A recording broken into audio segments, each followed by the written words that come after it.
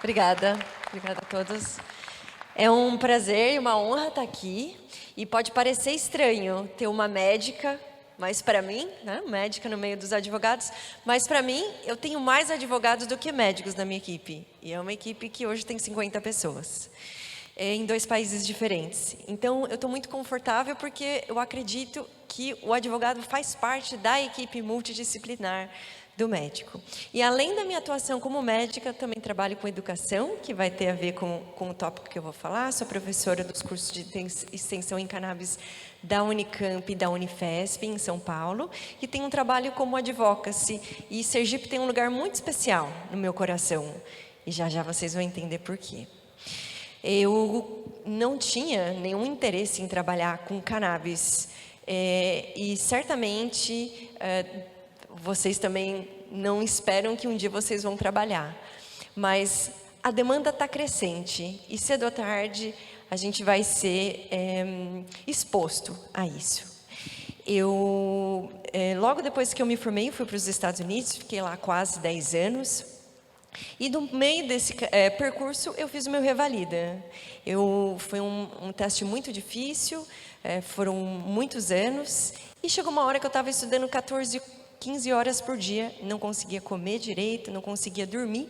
E fui prescrita Zolpidem. Se alguém já foi prescrita esse remédio aqui, estou vendo algumas mãozinhas, droga pesada. Essa é droga pesada. E foi tão maravilhoso o dia que eu tomei esse remédio, que eu falei, se eu tomar de novo, amanhã eu estou dependente química. E eu não tinha nem condição e nem financeiro ou tempo de ficar dependente química, e fui buscar uma outra opção, e um colega médico mencionou para mim se eu tinha considerado cannabis. E aquilo me causou um pouco de confusão, que é um pouco da confusão que eu vejo no rosto de algumas pessoas aqui. Que certamente foi a cara que minha mãe fez quando ela escutou a primeira vez eu falando sobre esse tema. Mas eu precisava, era isso, ou dependência química, e eu fui procurar na internet, e me espantou de ver que um dos componentes da cannabis, o THC, tinha o potencial de matar células do câncer. Falei, gente, eu estou estudando 14, 15 horas por dia, ninguém me falou que tem uma planta que mata câncer.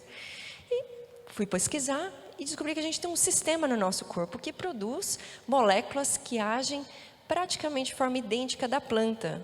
Então, temos endocannabinoides no nosso corpo, como a planta tem fitocannabinoides.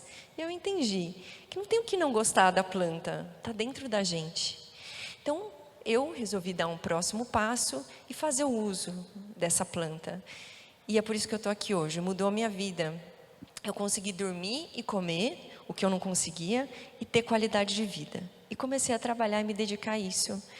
Porque virou uma obrigação moral para mim. Eu saber que tem uma planta que pode ajudar os outros, me ajudou. Eu queria pegar uma bandeira e sair levando. Era essa a minha vontade como médica. Porque eu fiz medicina por idealismo. E me tocou muito a história das mães, dos filhos com mães com Alzheimer, com pais com Alzheimer, de maridos e esposas com ansiedade, que o companheiro tinha ansiedade ou insônia, e o quanto impactava a família inteira. Não é só a pessoa que impacta, é todo mundo. Se um paciente vai para um pronto-socorro porque tem uma crise de ansiedade, não é só o paciente que sofre, é todo mundo que sofre. E, finalmente, começaram a me buscar nos Estados Unidos para falar sobre esse tema. Não tinha médicos, no Brasil tinham 4 médicos prescritores, nenhum com experiência fora. E eu comecei a me dedicar a isso lá, inicialmente desenvolvendo produtos, e voltei ao Brasil e no meu retorno fui convidada pela senadora Mara Gabrilli para participar de algumas audiências públicas no Senado. E logo depois, convidada pelo ministro Paulo Teixeira, hoje ministro, deputado na época, numa audiência pública. E por que Sergipe está tão próximo a mim? Porque eu fui convidada para colaborar no PL 399 de 2015. Quem é o autor? O atual governador do estado de Sergipe. Então, Fábio Mitidieri está na minha cabeça desde 2015. Eu penso em Sergipe desde então, apesar de ser a primeira vez que eu estou aqui. E, depois disso, participei de outras audiências públicas, colaborei na primeira lei aprovada, sancionada, que visa a distribuição de cannabis pelo SUS. E esse é o tema da aula. E eu estou aqui porque o OAB, foi uma ação da OAB, queria agradecer inclusive o presidente, o Dr. Daniel Costa, que se sensibilizou por esse tema e nos apoiou totalmente, e ele nos apoiou a fazer uma lei estadual. Então, hoje, Sergipe tem uma lei estadual, e a gente está falando dessa lei por causa do apoio do Dr. Daniel. Se não fosse ele, a gente não estaria aqui falando sobre esse assunto. E agradecer também aos diretores da OAB, porque foi a OAB de Sergipe que fez essa lei acontecer. Isso mostra quão essencial é o papel dos advogados na saúde.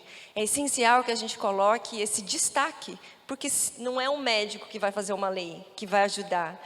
E é o advocacy que faz mudanças, porque na política pública de saúde que a gente impacta efetivamente os pacientes. Então, por favor, próximo slide. Trazer um pouquinho do histórico da cannabis. É uma planta de uso milenar, são mais de 5.000 anos de história. E não há nenhuma morte reportada por overdose de cannabis. Pessoas morrem por tomar água em excesso, e nem é tanta água assim. Ou consumo de amendoim, mas de cannabis ninguém morreu até hoje in natura. E eu acho que isso precisa ser considerado, que em 5.000 anos de história a gente não tem nenhum caso de morte reportada. Pode passar. A gente tem alguns personagens nessa história, inclusive o Imperador Amarelo Shen Nung, o pai da medicina chinesa, já reportava isso nas farmacopeias, em 2900 a.C., pode passar. Alguns outros personagens, Pedânios Discórides, um médico da tropa do Nero, que já documentava isso, Dr. William Shaughnessy, que foi o primeiro a fazer uma pesquisa científica publicada no The Lancet, professor Raphael Mechoulam, infelizmente não está mais entre nós, mas foi ele que ajudou a descobrir o sistema endocannabinoide, e o professor Elisaldo Carlini, da Unifesp, que também não está entre nós, mas junto com o professor Raphael Mechoulam fez a primeira publicação clínica de cannabis no mundo, em 1980. Já se sabia que o CBD poderia ser usado, que é um dos componentes da planta, para o controle de epilepsias. Estamos em 2023 e isso ainda não está nos livros de medicina. Essa é a importância da gente compartilhar. Tem pessoas sofrendo à toa. E não são só mães com crianças com epilepsia. São filhos com pais com Alzheimer. São pessoas com ansiedade e insônia. O Brasil é um país que tem o maior número de pacientes com ansiedade do mundo. E eu vou trazer alguns dados depois sobre isso. Pode passar. Algumas reflexões. Esse é um estudo que eu participei com a senadora, com a equipe da senadora e o Data Senado, porque pode parecer que as pessoas tenham algum preconceito e não queiram a cannabis. Mas o Data Senado mostrou para a gente que quase 80% das pessoas que participaram dessa pesquisa apoiam que a cannabis seja distribuída de forma gratuita pelo SUS. E hoje a gente tem uma lei em São Paulo, hoje a gente tem uma lei aqui. Então, certamente, a gente precisa pensar na estrutura para fazer isso acontecer de forma efetiva e que tenha uma sensibilidade com relação ao custo para o governo. Pode passar? O país com mais ansiosos no mundo é o Brasil. E é o país que mais consome Rivotril. Essa é uma droga pesada. Se alguém olhar na bula do Rivotril, vai ficar tão assustado quanto eu. Não só dos efeitos colaterais, mas no potencial de dependência química. Podemos passar. Dor crônica é algo extremamente prevalente no Brasil. 37% dos brasileiros, em algum momento, vai ter um tipo de dor crônica. Podemos passar. O potencial terapêutico da cannabis, ele é descrito em diferentes condições. A gente tem uma maior robustez de artigos científicos em dor, espasticidade, que é um tipo de rigidez muscular, náusea e vômito. Isso pelo Conselho Federal de Medicina. Então, parece estranho que um Conselho Federal de Medicina fale que tem isso no livro, esse potencial terapêutico, evidências conclusivas, mas não nos permite prescrever para essas condições que estão no próprio livrinho deles. Isso mostra que ainda existe preconceito. Existem outras condições que a gente não tem robustez de artigos científicos, mas na prática clínica a gente observa sim melhoras impactantes. Ansiedade, insônia, doença de Alzheimer, doença de Parkinson, psoríase e outras condições, inclusive controle da esquizofrenia. O CBD, que é um dos componentes da planta, tem um potencial antiapoptótico. Pode passar. E esse é o livrinho do CFM. O preconceito pode ser visto, né, na parte esquerda aqui dessa apresentação, mas está ali. Por mais que a capa seja preconceituosa, a gente vê que eles trouxeram uma pérola. Uma das folhas desse livrinho menciona que existem sim evidências conclusivas com relação ao uso dos canabinoides. Podemos passar. Grande potencial, se vocês verem que o potencial somando essas condições de saúde dá 255 milhões de brasileiros. E a gente nem tem esse tanto de gente no Brasil, mas a gente tem pessoas que têm 2 ou mais condições ao mesmo tempo. Podemos passar. E o meu tema é mais sobre advocacy, política pública, porque Sergipe ele está na vanguarda da cannabis medicinal no Brasil. Por quê? Porque Sergipe fez uma lei que hoje é a mais abrangente do Brasil. Essa lei, pelo apoio da OAB, foi sancionada em 3 meses. Isso é um recorde. É vanguardista e abrangente e melhor que a de São Paulo. Eu participei da de São Paulo, mas certamente vocês têm uma lei que impacta muito mais do que qualquer outro estado brasileiro. Isso precisa ser falado. É uma lei que permite mais condições do que São Paulo. É uma lei que permite não só o CBD, mas outros componentes da cannabis e outros tipos. Também a gente tem uma política pública estruturada com educação e ambulatório, porque a cannabis, o tratamento com cannabis é extremamente personalizado. Só uma prescrição não é suficiente. A gente precisa de acompanhamento terapêutico depois com profissionais da saúde, da equipe multi. Então, é essencial que a gente tenha uma estrutura que comporte a cannabis com educação e pesquisa, que aqui em Sergipe a gente tem. E a gente tem um potencial não só de melhorar a saúde física e emocional dos pacientes, mas também a saúde financeira do Estado, reduzindo, por exemplo, a passagem de pacientes da atenção primária para a secundária com o uso dos canabinoides. E existem desafios para os gestores de saúde porque eles não têm experiência técnica para validação de produtos, de fornecedores de educação, de gestores de linhas de cuidado e gestão do cuidado e também dados. É difícil da gente coletar dados, mas o Estado de Sergipe está sim preocupado com isso para tomar decisões educadas sobre esse assunto. A gente precisa pensar na redução de desperdícios e na efetividade da implementação dessa política pública aqui em Sergipe e em outros estados no Brasil. E certamente a lei daqui vai inspirar outros estados e talvez até outros países. Podemos passar? Na prática clínica, ok, próximo. É essencial o cuidado por meio da equipe multi. E só uma consulta não é suficiente. Essa é a forma que eu faço o cuidado dos meus pacientes no meu consultório. São 4 etapas: acolhimento, triagem, consulta e 6 semanas de acompanhamento terapêutico liderado por farmacêuticos. Quando eu mencionei que tem mais advogados do que médicos, eu também tenho mais farmacêuticos do que médicos na minha equipe.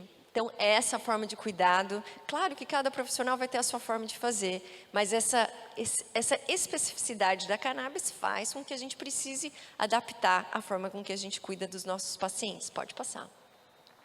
Então, como que a gente implementa isso, essa política pública nos municípios? A gente tem que analisar os recursos, a gente tem que considerar equipes externas e um planejamento do investimento. Pode passar.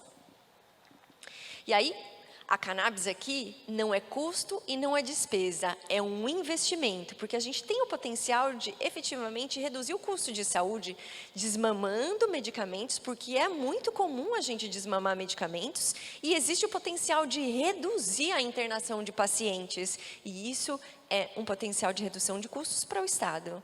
Pode passar. E eu vou deixar aqui esse QR Code, se alguém tiver alguém na família que é profissional de saúde, ou que se interessa em saber mais sobre isso, eu estou trazendo um desconto para quem tivesse interesse, então fique à vontade de compartilhar isso, mas mais que isso, a gente não precisa precisar para apoiar. A cannabis ela pode fazer a diferença na vida de muitos pacientes, e a gente está bloqueado no preconceito. E o motivo é falta de educação. Um dia eu também não tive essa informação. Um dia eu também achei que não cabia ali naquela conversa, mas a partir do momento que eu vi que o impacto nos meus pacientes era extremamente claro, eu entendi que eu precisava trazer isso para a minha prática clínica. Pode passar. E essa é a minha rede social. Eu queria dizer que eu tenho muito orgulho do estado de vocês, do estado de Sergipe. E eu achei que eu ia passar muitos anos até eu conseguir ver uma lei que eu me sentisse orgulhosa, né, de apoiar e fazer parte. E saber que a OAB de Sergipe liderou isso faz toda a diferença. E a gente está buscando aqui a real democratização do acesso a cannabis no Brasil. As pessoas estão sofrendo à toa e depende de todos nós o próximo passo nessa democratização. Muito obrigada.